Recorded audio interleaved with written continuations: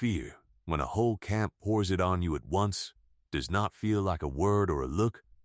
It feels like 100 frightened faces gone hard at the same moment, and a wall of men's backs turning you toward the gate. And the woman they drove up the skid road that gray morning felt it, and understood, under the roar, that this was only the polite shape of a killing. They had not used a rope, because a rope leaves a mark a circuit judge can measure. They used their terror instead, a man in a good coat, a crowd that would not meet her eyes, and a long white cut bank dropping into the teeth of the first winter storm. A voice she had once trusted, reasonable and pitched to carry over the wind, told the crew a camp could not keep the carrier of its own dying under its roof. And as they drove her toward the lip of the cut, a low voice off in the falling snow, where the trap lines ran and no timberman ever went, said one flat thing into the cold. And it was not to her. That's no poisoner. That's a woman they've sentenced to a winter. And then the gate closed at her back, and the crowd turned away as one, and they left her on the wrong side of the camp with the whole mountain for a grave. Rewind. 11 days before a camp decided the cleanest way to bury an inconvenient truth was to let a mountain freeze it, the woman who would owe a silent stranger her whole life and despise herself for needing to stood over a long cook stove at the edge of a logging camp, ladling barley broth into a line of tin plates for men who came in off the cut with the cold steaming off them. Her name was Nora Quist. Nora to the two people who had ever said it soft, and both of them now under the frozen ground, and she was nobody in that camp. A young widow with a trade that kept other men alive and earned her a cot in a lean-to and a wage always promised and never quite paid. She had grown up where her mother kept a roadhouse kitchen and a shelf of remedies, and had learned to cook for 40 hard men and dose a fever before she was grown, to read sickness in a face the way other women read weather. She had married a quiet, careful timberman, Tom Quist, and they had gone up into the new timber country on a foreman's promise of work for them both, him on the saw and her in the cookhouse. The big timber does not care how careful a man's hands are. A barber chair log kicked back off a stump and rolled, and took Tom Quist between one breath and the next, and a cookhouse is a thing you cannot leave when the leaving costs more than the staying. So when the camp's work went on without him, Nora kept the kitchen, because it was the only roof and the only trade she had. She cooked the crew's hard meals in the dark at both ends of their day, and because she was the only soul up there who knew a poultice from a plaster, she kept the sick-shanty too, dosing the down with her mother's remedies carried up in a flour sack. The camp took her work because it was good, and there was no one else inside a day's travel who could do it. She did not know, ladling broth with her mother's dented tin measuring cup looped on twine at her hip, that she had already been marked, that she had not found the one safe corner of a hard country, but the exact pair of eyes a frightened, greedy man would one day need to put out. The place was the Sawtooth Cut, less a town than a wound the saws had torn in the mountainside. A scatter of log bunkhouses and a cookhouse and a company store along a creek the color of weak coffee, the timber above thinning into fresh stumps and rock, and the long pass toward the valley, 2 hard days down. It lived and died on board feet, on how much saw log the crew could put in the millpond before the snow shut the cut, and that one fact was the engine of everything after, because a camp paid by the scale is a camp where a clever man cuts every corner that does not show. The man who ran the cut, and the camp along with it, was named Brant Coyle, and he was the law of the Sawtooth the way the company store is the law of a wage. He was the walking boss, a thick-set, easy, capable man of about 45 in the warmest Mackinaw coat in camp, and the company paid him a bonus on every 1,000 board feet he put down before the snow, so every day the saws ran was money in his pocket, and every day they stopped was money out of it. And that autumn the saws had nearly stopped, because the men were sick, and Brant Coyle had done the cheapest, fastest thing a man under a bonus does. to get water to the cookhouse and the donkey engine boilers without the labor of hauling it, he threw up a rough gravity flume of green planks on log trestles and never once walked the half-mile up to see where its mouth drew from. And the mouth drew from the creek below the camp's own privy sinks, below the millpond where a 6-ox team had gone through the autumn ice and lay rotting under the water, so the whole crew, all season, had been drinking its own filth and the slow poison of dead animals, and the one thing standing between Coyle's bonus and a shut-down cut was a true accounting of why his men were dying. A widow cook with a granny doctor's eye and a maddening habit of looking straight at a thing until she understood it. It came to a head over the dying, the way these things do, slow and then all at once. They called it mountain fever, the way camps name what they don't understand, and through the early autumn it took the men 1 and 2 at a time, a hard fever that burned for weeks and then, often as not, sank a man at the end. Nora washed them and sat up with them and dosed them and laid too many out, and it was the laying out that started her counting. This fever did not move the way a catching fever moves, leaping from the one who tends the sick to the next. The men who fell were the ones who worked the upper cut and drank the most from the flume. And the cookhouse hands who drank the rain barrel water she kept for her dough scarcely fell at all. She had her mother's rule, that you watch what the sick have in common and not what the frightened say. And the thing the dying men had in common, when she finally let herself see it, was the water. So one gray forenoon, the broth on to simmer, and the crew up on the cut. Nora Quist walked the half-mile up the trestle line through the new snow to the head of the flume, and looked at the thing nobody had looked at, and understood the whole shape of the killing in one long breath. The mouth of the flume hung over the creek below the privy sinks, where the brown seep of the camp's waste ran down the bank into the water, and below it, in the still backwater of the millpond, half-skinned by new ice, lay the bloated dark shapes of the drowned ox team nobody had troubled to drag out, fouling the water the whole camp drank and cooked and dosed its sick with. She stood with her hand at the dented tin cup on her hip and felt the bottom drop out of the autumn, because she knew, the way she knew a fever by its smell, that the men were not unlucky and not catching it off each other, but were drinking their deaths 3 times a day out of a flume a man had run below the privies to save a hauler's wage. And she dipped her tin cup once into the flume and held it to the gray light, and the water that came up was not water any soul should drink, and she carried that cup back down the mountain like the one true certificate in a camp full of lies. She had no idea, walking back down the trestle with that filthy cup, that she had just signed the order for her own death, and that it would come not with a rope and not with a fever, but with a mob. The first thing she did was the thing her mother would have done, which was to try to save the men. And that was the thing that doomed her, because it proved the water before she had the power to make anyone believe it. She moved the sick, carried the worst of them out of the foul bunkhouse air into the cookhouse, stopped giving them a mouthful off the flume, and dosed them instead with weak willow bark tea and broth made from melted snow and water hand-hauled from a little spring that broke clean from the rock above the camp.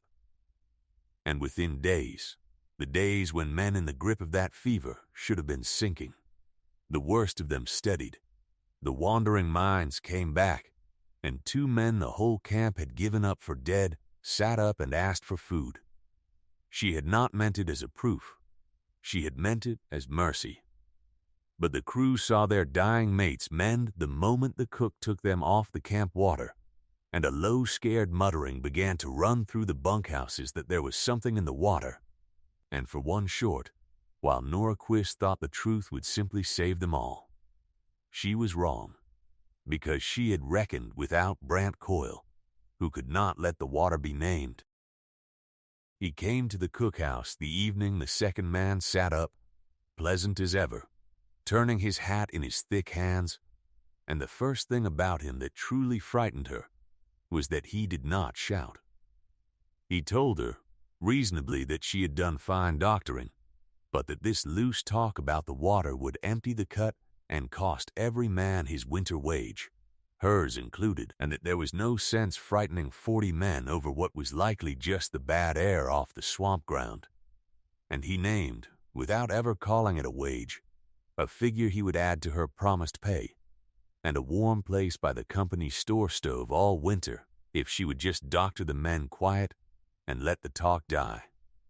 And Nora Quist, who had spent her whole life believing everything she owned could be taken by a man with more power, looked at the one thing she owned that no man could buy, the truth she had dipped out of that flume with her own cup, and said no, that she had walked up and seen the filth and the drowned ox team above his flume mouth, that the men would keep dying until he shut it down, and that she would not doctor men quiet while the thing killing them ran on green planks past the privies.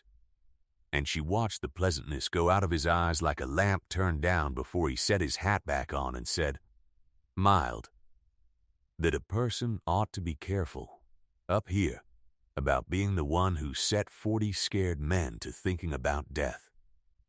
And he went, and Nora stood over her clean snow water and felt, for the first time, the mountain at her back, like a door easing shut. What he did was older and uglier than a bribe, because Brant Coyle understood that you do not silence a granny doctor who is curing men by buying her. You silence her by turning the very thing she is curing into her crime, and then you make her gone. Inside of 3 days the talk had been turned, from no mouth you could point to, that the fever had only ever followed the cook, who handled every man who sickened and laid out every man who died, that she dosed men with weeds out of a flour sack, that a woman who could cure so quick when she chose was no healer but a witch showing her hand, sickening where she liked. It was the oldest poison there is, the turning of a frightened crowd against the one who tends its dead, and Nora could do nothing against it, because a poor widow's bare word that she is honest is weightless against a powerful man's whisper in a scared camp, and the more she pointed at the water, the more it sounded like a guilty woman pointing anywhere but at herself. And then Brant Coyle, who held the camp's wage in one hand and its terror in the other, simply called the men together. Not a court, there was none within 2 days' hard travel down a closing pass, and that was the point. He gathered the crew in the cold yard, 40 frightened, grieving, half-sick men who had buried their friends and wanted with their whole hearts for it to be somebody's fault that was not the water they still had to drink. And he stood on the cookhouse step and did not accuse her of anything he could be hanged for. He spoke of the dying, of how it followed the woman who handled the dead, and of how he would not see her hung, because the hanging of a woman would bring the law and the newspapers up the mountain. He would do the merciful thing. He would put her out, turn the carrier over the cut bank, and let her make her own way down the far side if the mountain was willing, and if it was not, well, that was the mountain's verdict, and no man's hand was in it. If you have ever stood in a yard full of people you fed with your own hands and sat up with through their worst nights, and watched every last one decide at the same moment that it was easier to believe a comfortable lie than to stand next to your dangerous truth, then you already know the particular cold that came into Nora Quist that evening. And you know it is a colder thing than any mountain. Stay up here with me a while, because that is the exact country this whole channel was built to walk. The steep frozen distance between the death a hard world quietly arranges for the inconvenient and the life they would have to climb to reach instead, and the way the most thrown-away souls on God's earth sometimes find each other in the very place they were each sent to disappear. Subscribe and keep the notifications on, because the lamp is always burning up here at Timberline Hearts, and there is another soul clawing out of the cold every single week. They came for her at first light, before the storm building black over the peaks could break, because Brant Coyle wanted the timing to look like nothing more than bad luck with the weather. 2 crew bosses with their hat brims pulled low marched her out of the cookhouse she had kept alive for a year, and a third took up the little ledger of the sick and the dead, the tally with the dates and the names, and her own plain note that the dying followed the flume and not the cook, and Nora understood even then that the book would feed the stove the instant she was out of sight, that they were burning the only record and calling it her witchery. She had one thing on her they did not think to take, because it looked like nothing, the small dented tin measuring cup on its loop of twine at her hip, her mother's. The cup she had dipped the foul flume with, the one tool she had carried out of every place she had ever lost. They let her keep the clothes she stood up in, her thin slate blue wool dress, and a worn gray apron, and a thin shawl, and her good camp boots. And they drove her up through the Sawtooth in the gray dawn while the whole crew lined the skid road to watch the poisoner be put out. And not one of them, not a single man she had fed and nursed, met her eyes. And at the lip of the cut, where the skid road ran out above the long timber slope that fell toward the pass, Brant Coyle performed the last and cleverest cruelty of the whole design, the one that turned a banishment into a murder with no hand laid on it. He had the men drive her over the lip and down onto the open mountain, and he stood at the top in his good coat and told the crew, in his reasonable carrying voice, that the company would not have it said they had not given her a road. The way lay open, down the slope and over the pass to the valley, 2 days down, and what she made of it was between her and her maker. And then he had his bosses roll a great green butt log across the head of the skid road behind her, so there was no climbing back that way. Only the long open mountain and the snow and the storm now blackening the eastern sky, and Nora Quist stood below the cut with no food, no blanket, no coat worth the name, and a truth no soul who would believe it lay within 2 days' travel, and understood exactly what was being done to her. Because that was the genius of it, and the horror. Brant Coyle never had to lay a hand on her. He had only to frighten a grieving crew into driving a carrier out over the cut and let the mountain do the killing, so the thaw would turn up a poisoner who had not had the strength to make it down, no wound, no mark on his good coat, and Nora turned her back on the camp and started down across the timber slope, because she would rather die climbing toward the pass than die standing still where they could watch. She went longer than Brant Coyle had reckoned, because he had measured the camp and the weather and the slope, but not Nora Quist. She got down into the standing timber before the storm broke, and when it broke as the first big storm of winter does, all at once and with no mercy in it, the snow not falling but driving sideways into her face hard as flung sand, the slope vanishing tree by tree until there was no slope, only a white roar and the looming dark trunks. She wrapped the shawl over her head and pushed into it, because to stop was to die. The cold getting past the thin wool into the meat of her hands going from pain to a worse thing than pain. And somewhere in the white, when she could no longer feel her feet or tell the way up from down, she put her cracked hand to the small tin cup at her hip, the one true thing they had not been able to take, and held it, and kept on. Because her mother had taught her you do not quit a patient halfway, and she was not going to lie down and prove Brant Coyle right about her. She did not reach the pass.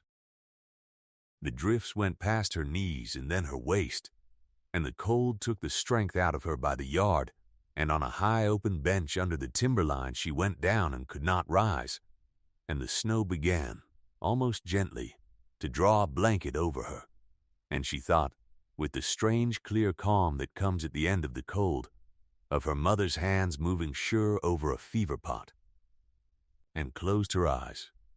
And that should have been all of it, the clean, quiet execution Coyle had ordered up out of the mountain. Except that there was, that year, one soul who walked the high country in the worst of a winter storm and feared nothing the cold could do, and he was running a high line of marten traps along that very bench when the storm drove him toward his cabin, and he cut a track where there should have been none, a single floundering trail wandering down off the dead slope into open snow, and followed it into the teeth of the wind to a drift with a hand stuck out of it, and a dented tin cup on a twine loop catching the last gray light. His name was Silas Renner, and he had not gone looking for her, nor for anyone alive, because Silas Renner had spent 11 winters making certain there was no longer a soul left in the world to come looking for. A fur trapper, a big, slow-moving man of about 38, built long and heavy through the shoulders, weather-browned, long dark hair hacked off with a knife, a heavy dark beard, a healed knife scar splitting his left brow, and a twice-broken crooked nose. And over all of it the silence of a man who has had no call for words in nearly a decade. He had come west out of the war and gone up into the high Bitterroot country the way a gut-shot animal goes to ground, and let the world below forget he had drawn breath. He saw the hand in the drift, and did not stop to wonder how it came to be there. He dug her out with his bare hands and got her up across his shoulders, a slight half-frozen weight that, just barely, still pulled a breath, and carried her down his own hard mile to the one warm thing in that screaming white, a low cabin under a cliff with a stove banked and breathing in the dark, and that stubborn animal refusal to let the cold have one more body it had no right to, was the beginning of the end of two people's long arrangement to die alone. She came back to herself slowly, and from a great depth, in a dim room gone gold at one end where a fire burned low, wrapped to the chin in blankets and furs that smelled of pine and wood smoke, and another living person, with a deep all-over ache that told her, before her mind worked, that she had not, against every odd, lost any part of herself to the frost.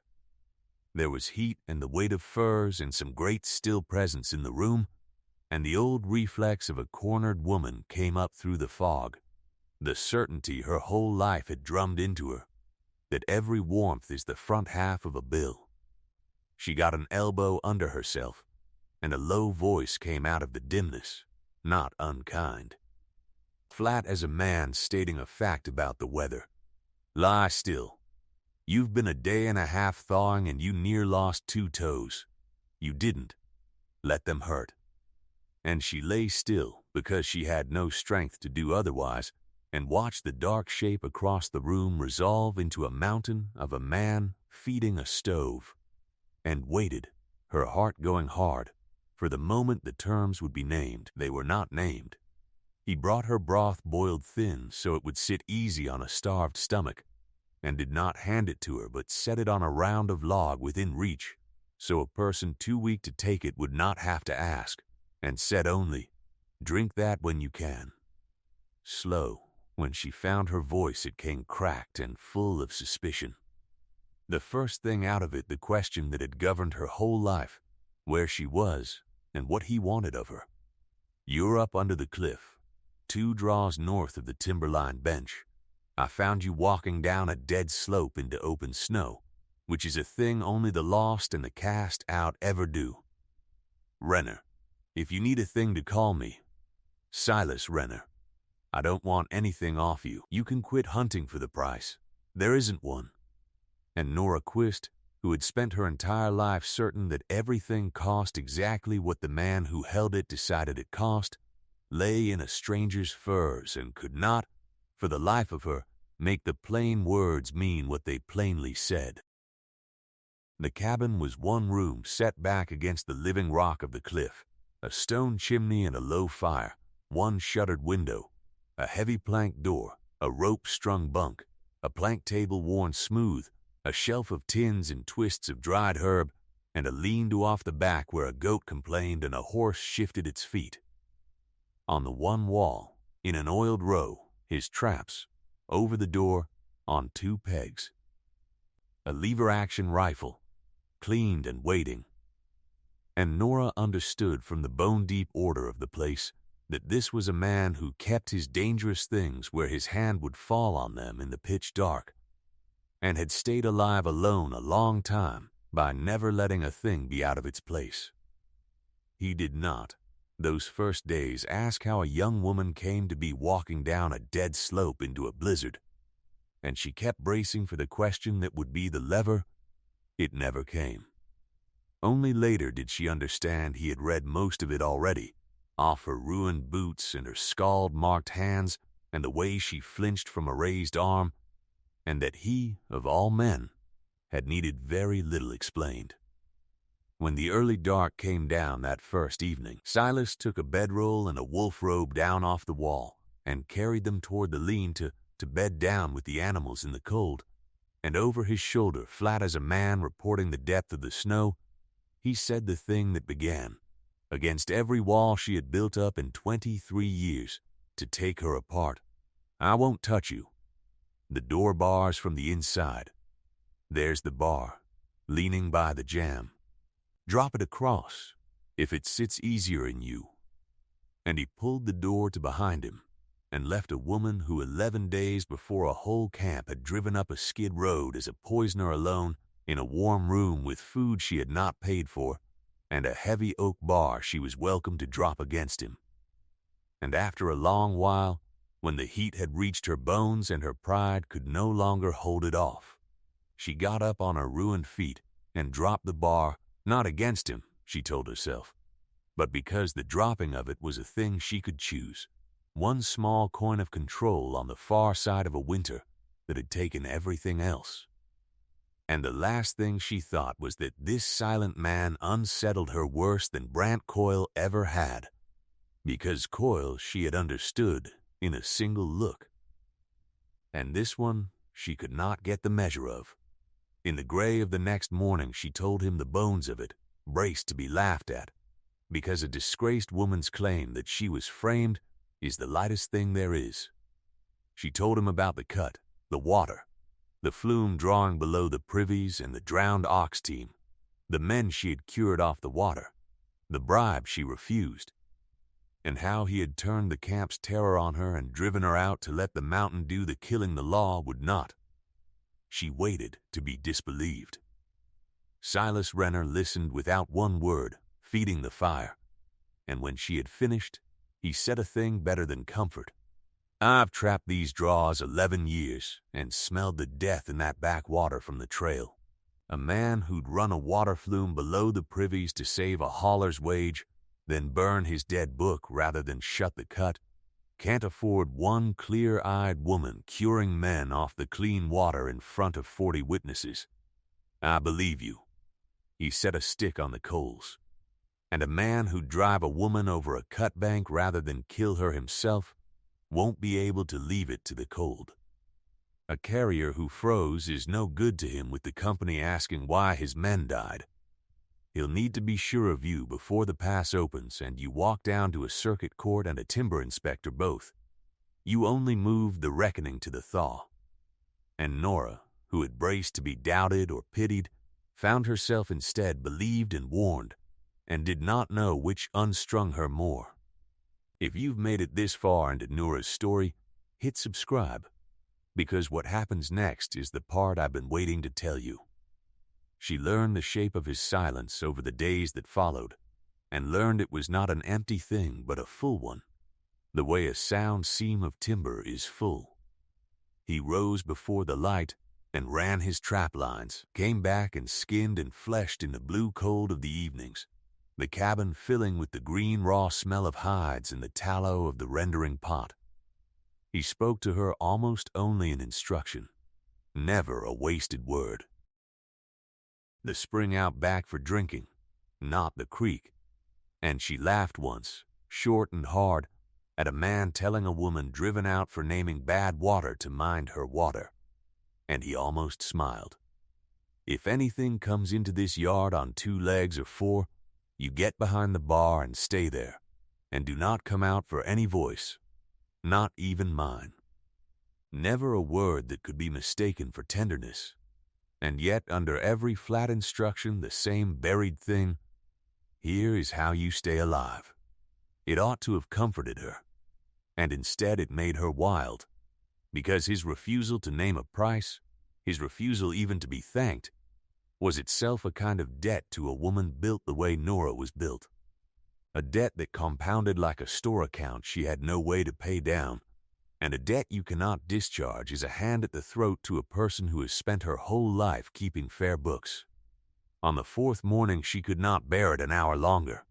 She rose before he did, and built up the fire, and had water hot by the time he came in, stamping the cold off his boots, and stood up straight, chin high, and said, in the hard, flat voice she had rehearsed all night, "I'll earn my keep. I am not a beggar, and I will not be kept like one, and I will not lie in any man's debt. Tell me what work pays for the food and the fire and the trouble of digging me out of a snowbank, and I will do it until we are square." She had meant it to come out like iron. It came out closer to pleading, and they both heard it land that way. Silas looked at her a long moment, the scar standing pale through his brow in the firelight, and what he said was so low she nearly lost it under the crackle of the stove. "Stop trying to pay me back. There's no bill. I didn't haul you out of the snow to write you a kinder paper than that camp did. You start keeping a ledger on staying alive, it never comes square, and you'll spend whatever time you've got left cold on the inside trying to balance it.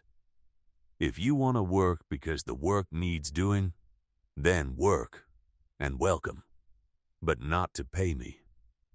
And Nora, who had spent her whole life believing everything came at a price set by someone stronger, turned to the stove so he would not see her face, and understood that the largest thing anyone had ever done for her had been handed over free, a thing she would have to learn to carry instead of repay. "Then I'll work because it needs doing," she said to the iron of the stove. And she did. What her hands could not do at first, she learned one ruined thing at a time.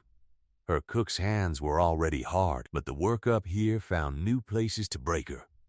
She laid her thumb open, learning the long skinning knife, and Silas washed it with raw spirit and said only, "The blade works toward the bone, not toward your hand. Turn it."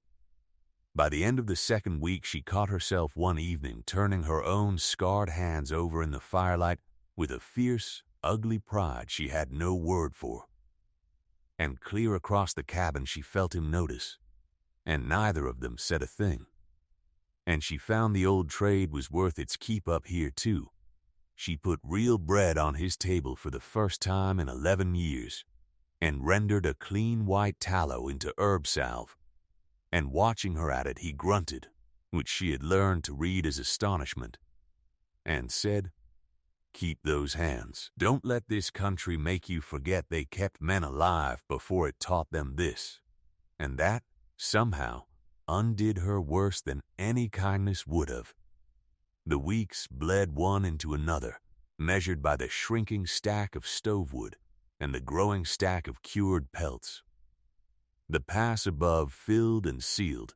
The cut in the camp below sank under the snow as though they'd never been. The world narrowed to one warm room and a cliff at its back, and somewhere in the brutal arithmetic of staying alive next to him, Nora stopped flinching when he came through the door, and Silas stopped carrying his rifle to the lean-to at night, and two people who had each long ago decided to die alone began, without ever saying a word about it, to do their living next to someone else.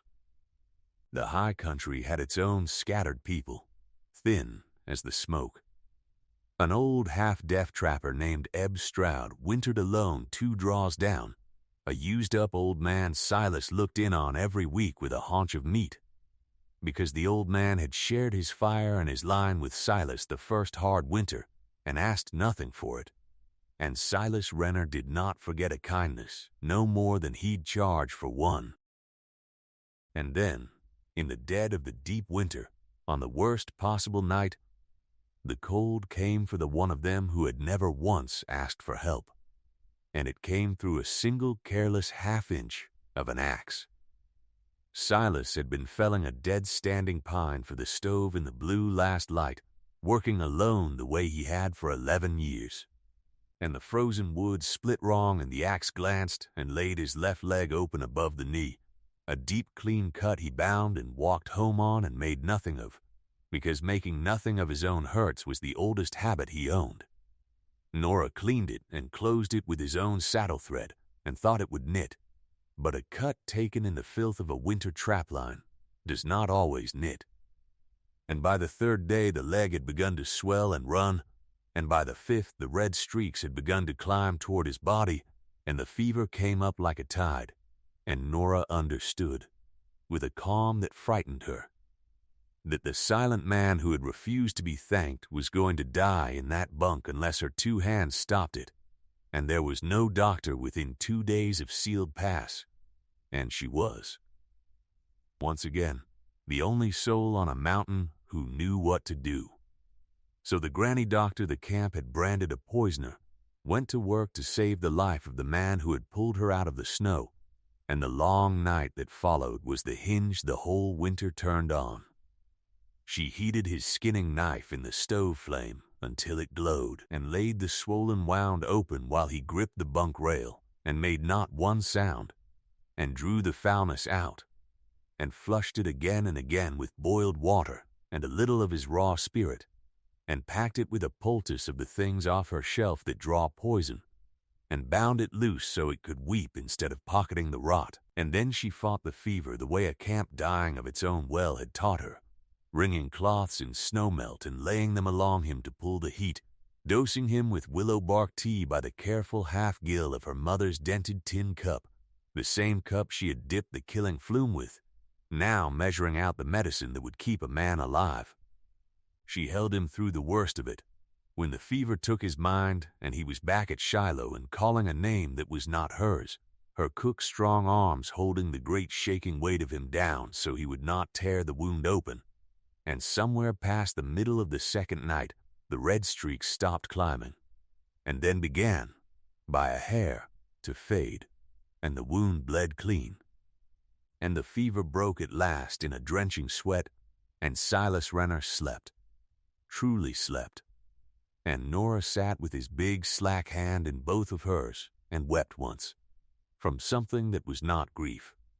It was in that lowest stretch of the night, with his mind half gone in the heat, that the silence in Silas Renner first cracked open, and after, in the gray clean days of his mending, he finished what the fever had started, and the man began to talk. He had a wife once, he told the dark, not looking at her, his voice a low rumble she felt through the bunk frame more than heard. One hard winter a cut on her hand went bad the way his leg had gone bad, and the fever took her, and he rode 2 days through the snow for a doctor, and the doctor would not come because Silas had no money to lay down and reckoned a poor trapper's wife not worth the bad road. I rode back alone, and I did everything I knew how, which was nothing, because I didn't know to open a wound that's pocketing poison or cool a fever or any of what your 2 hands did to me these 5 days. I just held her and watched the red climb up her arm over 4 days. And there wasn't one soul on God's earth to teach me what your mother taught you. So when my own leg went, and I came up out of the heat and saw you dosing me out of that little tin cup, I thought I'd died, and gone somewhere I'd no right to be. Because the thing that killed her is the thing you pulled out of me, 11 years too late for her, and right on time for me. And Nora understood, all at once, the whole shape of the man, that the silence she had taken for coldness was a grief 11 winters deep, and that he had spent every one of those years certain that the next soul he failed to save would be one more he had to bury alone. And then, with the dawn just beginning to gray the cracks in the shutter and the fever broken at last, Silas said the rest of it, the part that detonated the whole winter, quietly, the way he did everything. When I dug you out of that drift, it wasn't kindness. I was 11 winters too late to dig my own wife out of hers, and there you were, somebody the cold had thrown away the same as it threw away her, and for once in my life I was on time. So hear this once, clear, hauling you out of that snow bought me nothing. There's no debt between you and me, and never will be one you didn't write yourself. The day that past clears, you're free to walk down it and go anywhere, owing me not a grain, and I'll grubstake you down to the valley and call it a good winter's work. I once rode back alone to a woman the world would not lift a finger to save, and swore over her I'd never again let the cold have one more soul it had no right to, not while I had the hands to stop it. And then you turned around and saved me out of the same death with the same hands, and now I owe you my life, which is a debt I'll carry glad and never once ask you to square. You're not bought, you're not kept, and you're free.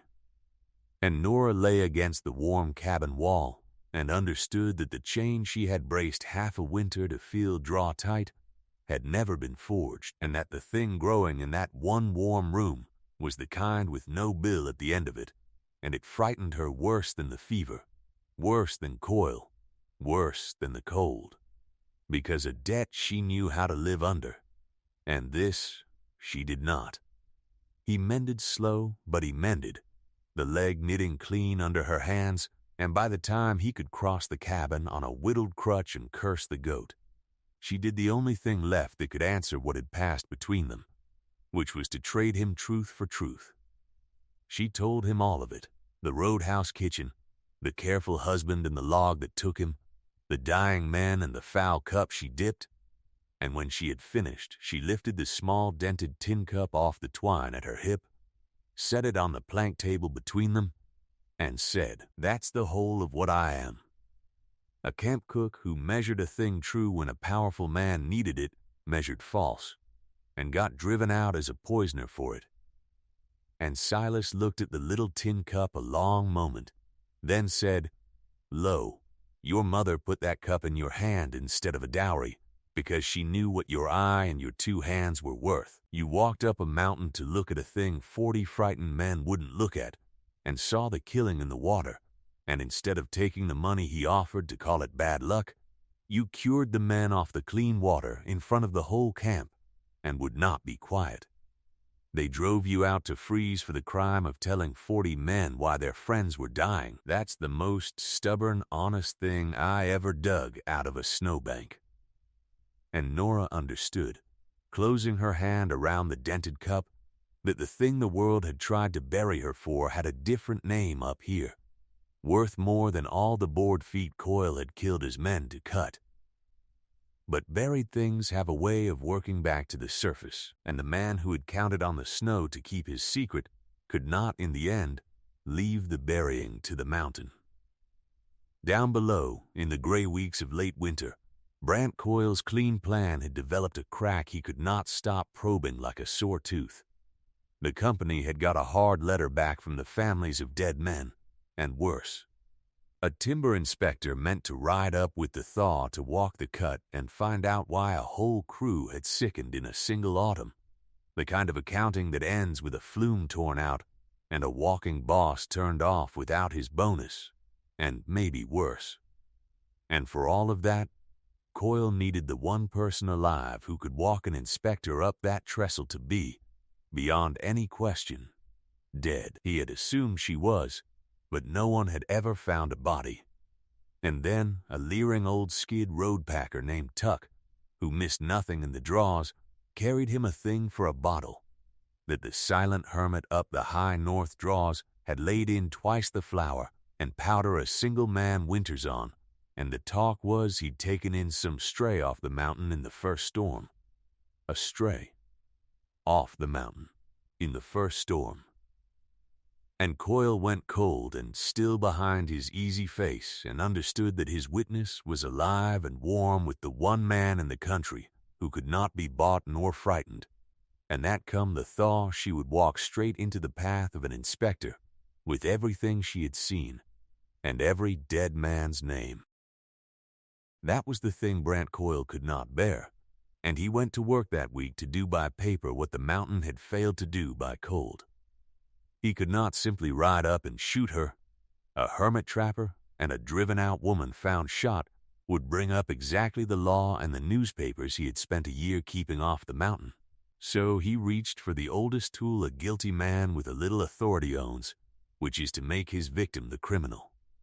He went down to the valley and found a soft, greedy man named Pruitt, who held a constable's warrant and a price. And over a bottle and a fold of the company's money, they swore out a warrant charging that the cook had willfully poisoned the camp's water, sickening and killing the crew, and had fled to escape it, authorizing the bearer to retake the fugitive wherever found, and naming any man who sheltered her an accomplice. A perfect inversion. The woman who had found the poison became the poisoner, and the warrant gave Coyle the legal seeming right to ride up with armed men, take the one mouth that could undo him, and call it justice. And in a false thaw that crusted the snow just firm enough to bear a horse, Brant Coyle came up the high north trail behind a code of law and the courage of numbers. Pruitt, to read the taking lawful and 4 hard skid road toughs with lever-action rifles behind. Paid in coin to bring a woman down off a mountain and not ask why, because a fugitive poisoner shot, resisting capture audits, no man's books. Silas saw them coming. He had cut their sign that morning on the lower trail, 6 horses where no horses had any business being, and came back fast and quiet, still favoring the mended leg, and laid it out for her in 4 flat sentences. And the old cast-out terror rose up in her and ran straight into something new the winter had built, and the new thing won. "How long?" she said. "An hour, maybe less," he said, already taking the rifle down off the pegs. "They'll come up the open meadow, because there's no other way to bring horses. The constable reads his paper first, to make it lawful, and if we don't fold, they'll do it the other way. I can put you up into the rocks above the cliff where they'll never find you, and hold the door alone if you say the word." And Nora looked at the man whose leg she had cut and drawn, and whose life she had held in her own 2 hands, and heard her mother's voice clear as the fire, that the only thing in this world that holds is the thing you make true with your own 2 hands. No, I have spent this whole winter being the thing other men decided I was. A poisoner who cured them. A carrier they could drive into the cold. A fugitive now. Because it suits a frightened man to swear I am one. I have got one thing now that's mine, and it's standing right here on a leg I saved. You are not holding that door alone, Silas Renner. Not on a leg I sewed shut. And he looked at her one long moment, and then did the thing that told her everything they had become across one hard winter. He did not argue. He took the old single shot down from over the bunk and set it beside the lever action. "Then we'd best be quick. You've handled the rifle out at the woodpile all winter and never knew I was teaching you. Now, I'm telling you." And in the little time they had he taught her the last of it, the slow breathing and the slow steady squeeze, and the way you do not fight the kick but let it come back through you, and to make every shot a true one because they had powder enough for a fight, but not for a careless one. She set herself at the shuttered window and laid the spare cartridges out in a row on the sill. Every brass case stood up exact and even, the way she had lined 100 tin cups along a cookhouse shelf, because hands that have laid things out true their whole lives know how much can hang on a thing being ready before the work begins.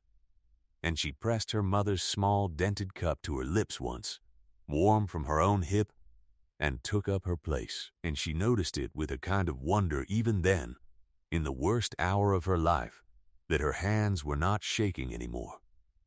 They came up the meadow just as Silas had said, 6 riders strung across the crusted snow, and stopped out of easy range, and Pruitt stood in his stirrups and read the warrant out in a thin official whine, declaring Nuraquist a fugitive who had poisoned the camp's water and killed its crew, ordering Renner to give her up or stand as her accomplice.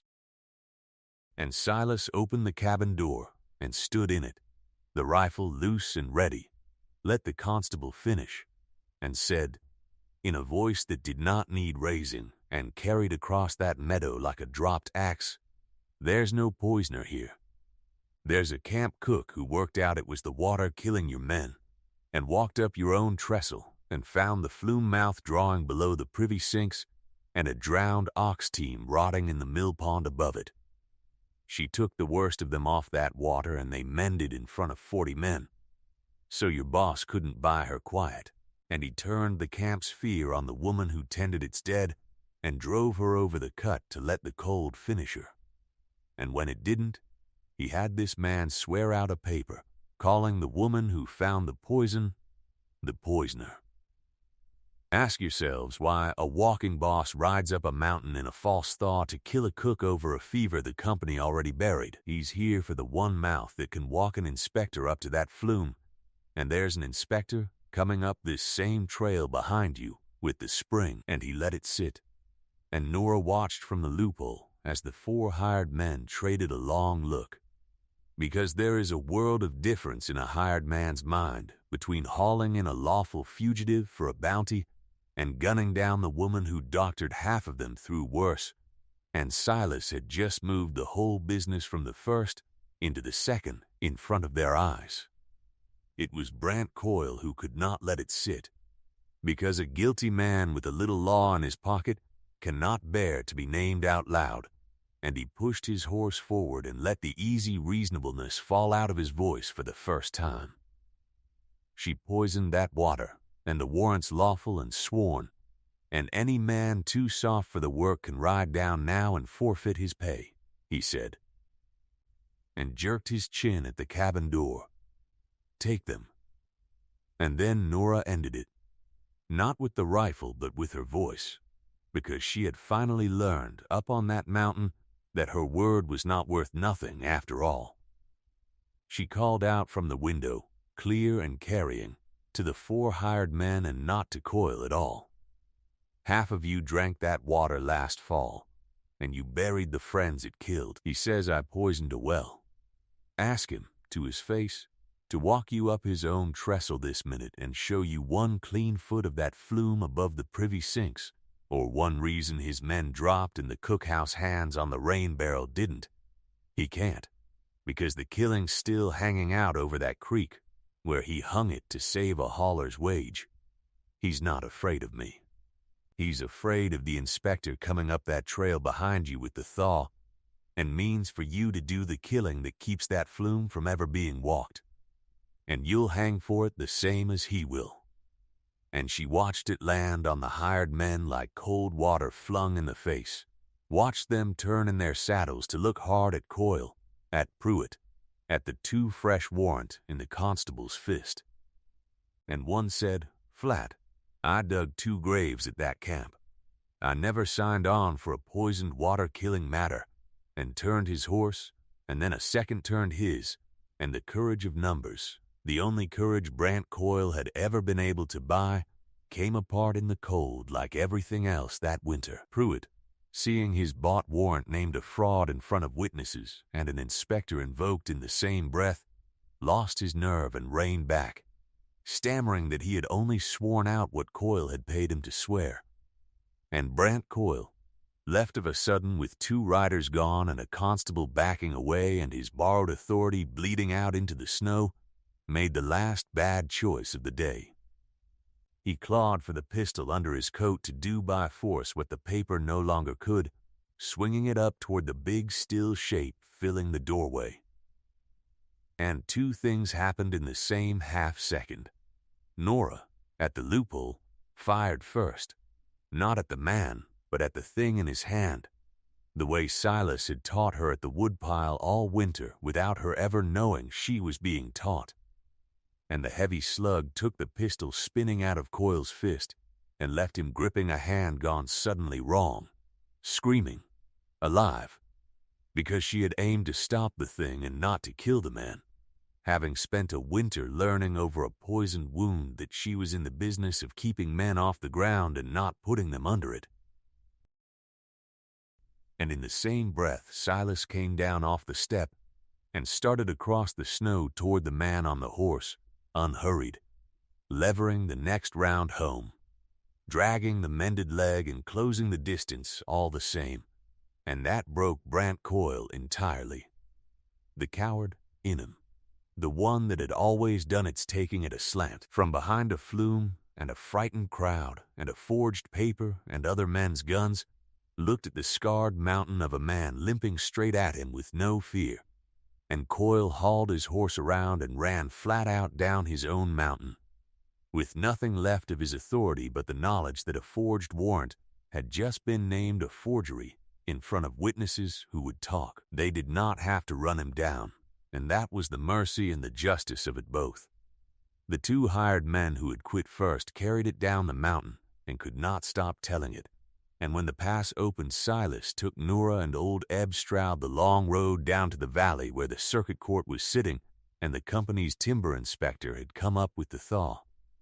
Nora stood before a real judge and the inspector and told it plain, and then did the one thing no whisper in any bunkhouse could ever undo. She asked them to do the very thing Coyle had spent a winter and a forged warrant and a hired killing trying to prevent. She asked them to walk up the cut and look at the flume. And they did. They climbed the trestle to the head of the flume and found its mouth drawing straight out of the fouled creek below the privy sinks, and the rotted ox team still in the mill pond above it, exactly as Nora had sworn. And the doctor the company had finally sent up named the dying for what it was: a water-borne fever sown by a flume no sane man would have run, where Coyle ran it to save a wage.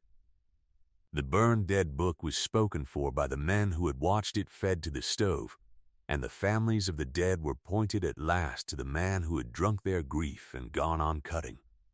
And Brant Coyle, taken trying to buy passage out of the territory under another name with the last of the company's money, was broken in open court. The foul flume and the burned tally and the forged warrant read out before the valley. The men he had killed counted out by name. The poisoner he had invented shown for the woman who had tried to save them, all. And Nora walked out of that courthouse, owing no man on earth a thing.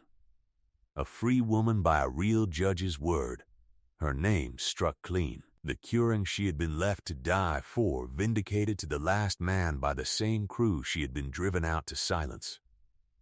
But the courthouse was a long road and a whole season away, and the truest hour came earlier, up on the mountain, the morning after the meadow, when the danger had drained out of the world and left it washed and blinding and still. Nora stood in the open door of the cabin in the white dazzle, and Silas came and stood beside her, close enough that their arms touched, favoring the leg, and neither moved away.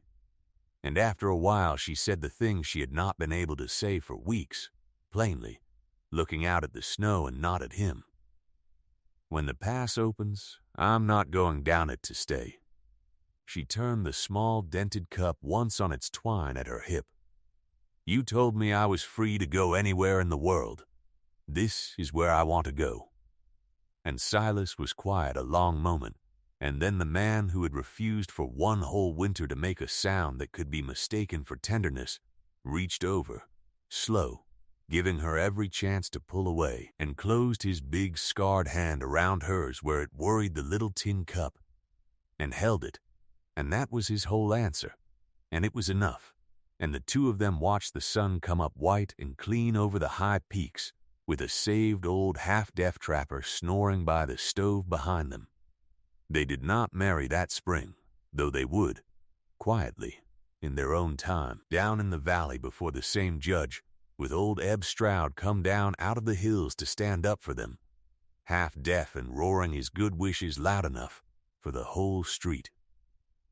And Nora signed that paper, the only document that ever bore her name by her own free hand, and laughed once at the strangeness of setting her name to a thing on purpose. She who had spent a winter nearly killed by other men's papers. But the marrying was never the point. The point was the morning in the open door, and the choosing and the slow turning of two people who had each long ago decided to die alone toward the difficult plain miracle of living on purpose next to someone else. They worked the high line together and took old Eb in when his ears and his legs would no longer let him winter alone, and he lived out his days warm by their stove, roaring the story of the night a camp cook cut a mountain man's poisoned leg open and dosed him back to life out of a little tin cup. A story that grew taller every year, and on a nail by the cabin door where another house might have hung a horseshoe, hung a small, dented tin measuring cup on a loop of waxed twine, and the only paper kept anywhere in that house was a single sheet Nora had signed herself, and on the evenings when Silas was laid off the High Line, Nora Renner would step onto the porch and turn the little cup once with her thumb. The old habit. No longer a thing held against drowning, but only a thing held, and watch the tree line for the big scarred shape of him coming home. A woman who had stopped waiting for a man with a wage and a crowd to tell her what she was worth. A frightened camp is the coldest cage a frontier ever built, because the cruelty does its quiet work in a whispered word and a turning of grieving men against the one who tends their dead, and lets the man who runs the cut call himself their protector, while the killing is done by a mountain that never gets named at the trial. Brant Coyle spent a season running a killing flume below the privies and calling the dying bad luck, and one false thaw learning that the cleanest murder of all is the one where you frighten other men into doing it and never lift your own hand. What he did not count on is that the same cold he meant to use against her is also the thing that strips two thrown-away people down to what they are truly made of, and that sometimes what they are made of is the kind of stubborn, unkillable honesty that names a poison true when calling it bad luck would have been so much warmer, and stands in a doorway with a rifle and will not let a powerful liar have one more soul he has no right to take. So here is what I'll leave you with, and I'd honestly like to know, because I read every one of these.